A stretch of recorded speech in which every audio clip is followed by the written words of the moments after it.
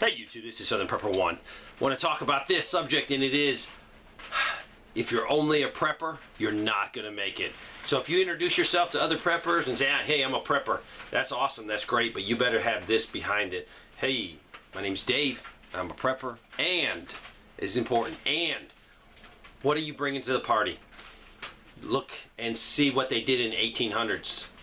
What did they have to have in their community to survive? And you better find something that you can say, yeah, I'm Dave, I'm a prepper. And you need more than one thing, because let's say, okay, I'm a prepper and I'm a beekeeper. I'm going to try to make a living in a SHT event or a grid down event or just a Great Depression.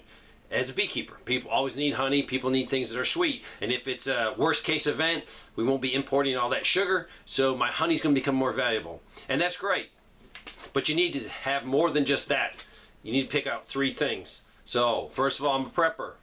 That means I have put back the necessities of life. I got water, I have food, I have, some medical supplies, I have some of this and some of that. I'm a prepper. And that's going to cover most of the things. But eventually, you'll use up your food, you'll use up your stuff. Then what are you going to be? Then you can't say I'm a prepper. No, you're a survivor. But you need to be able to have some skills. So think, 1800s. What did they do in their community to make a living? Now, it's going to be a lot of people are going to say, like, blacksmith and farmer, maybe there's a small store in the 1800s and you were the owner of that store and you traded and you sold and you bought and you were able to keep commerce in your little community. You need something. Prepper alone will not survive what is coming. So, you need three. You can have one, you can have two, but I'm going for three. And I'm going to tell you, in my order of what I would like to do, I'm a hardware store. And that's where I'm stocking. I'm taking my Federal Reserve notes, and another video I'll show you what I just bought recently. I'm taking my Federal Reserve notes and I'm converting it into stuff for a hardware store. And the reason is because I'm doing so many projects here. I'm using so much stuff. It's awesome to go to the shop and get the bolts, the nuts, the screws, and not have to go to Lowe's or Home Depot or the hardware store. I have it here. It's an awesome feeling when guys call me and say, hey man, I need this bolt, boo boo boo, and I'll look through and say, yes, I got one, or this piece or that piece of supplies that they need to finish their jobs.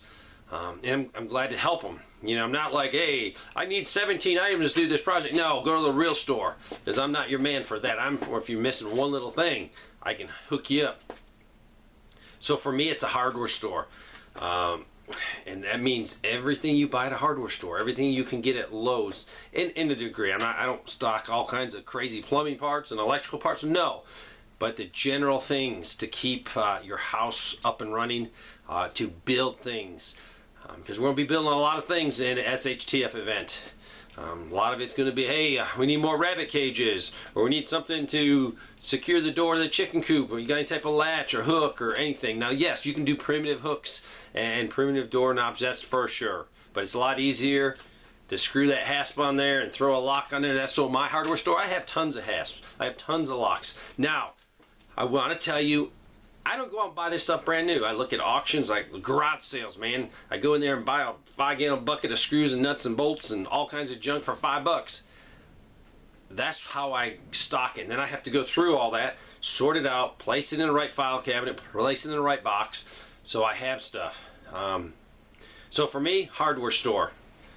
I'm a prepper and I'm a hardware store. So I will be valuable to my community. And when I talk about community, first it's just the neighbors around me, and then as security develops, I can branch out and help other people. And it's not helping them at that point. No, you're going to trade. You're going to give me something of value that I need, and I'm going to give you a pound of nails, a pound of screws, a washer for your hose, whatever it takes. But it's not going to be charity, that's for sure.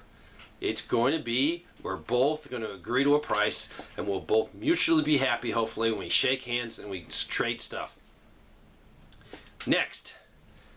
Mine's medical. Second is medical. I have some abilities to do things. No, I'm not even close to a doctor. I'm not even saying that. What I'm saying is, as a first responder and with the fire department and everything I learned in the military, I have some skill sets. Yes, I can package you up really nice, but after I package you up I can't deliver you to a proper doctor, you're in trouble, but I can do a little bit to maybe make you comfortable.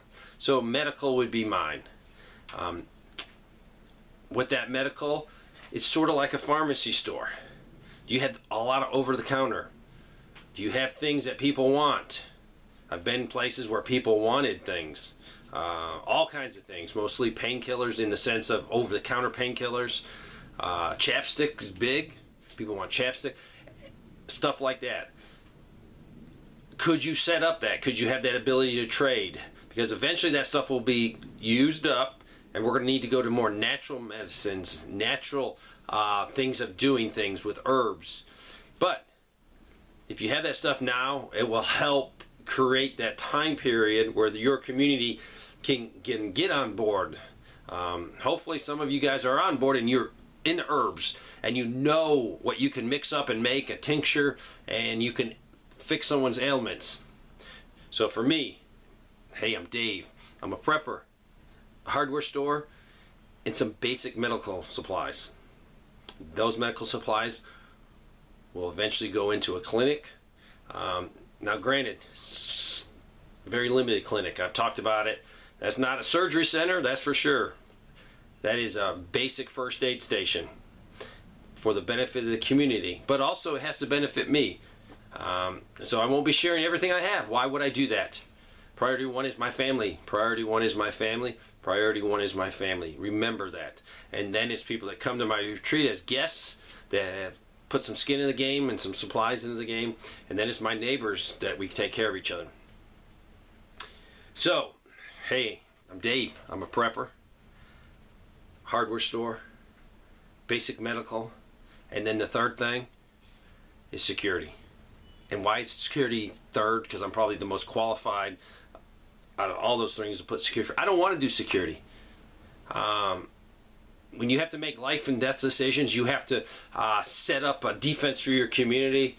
No, I mean, I'll do it if I have to, but I am not going to volunteer. My hand is not going to shoot up at all. Yes, I'll take care of security of my house, my property, and maybe a few of my neighbors so we can work our security plans together so it'll enhance everything. But the skill set I have from Uncle Sam is security. How can you secure a few roads, a few towns, a few villages? You know, I can do that. I don't want to do it. I want to stay here and be a hardware store guy. I want you to bring your extra produce and exchange it for my couple pounds of nails. That's what I want to do. Or have the ability to give you some 4x4s because you got a bad cut and you need to keep it clean. And then third for me is, what can I do security wise for my community? So you need to get in that mindset. You can't have this nice beautiful house and you stock it full, because eventually you're going to run out of stuff. You got to have a skill set, and not one skill set, because if you're like a beekeeper and your bees die, you lost it. You got to have multiple streams that you can go down. You can do multiple in SHTF. So if you guys are in electronic repair, stock the little parts. Do I know the little parts for electronic repair? Absolutely not. Not even close.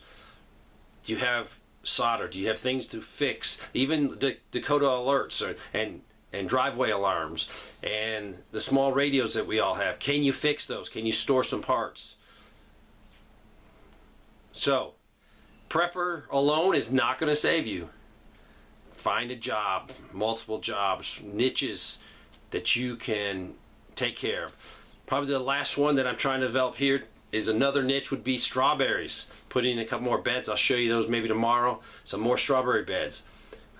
Might not be able to sell a lot of strawberries, but my strawberry spread. So maybe in the spring I'll have 30, 40, 50, 60, 70 little strawberry plants that I can sell, I can trade, or just give away.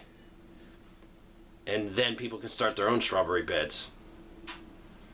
I hope this helps. Find a niche. Just don't say, hey, I'm a prepper, because that's not going to cut it in SHTF. Thanks for watching.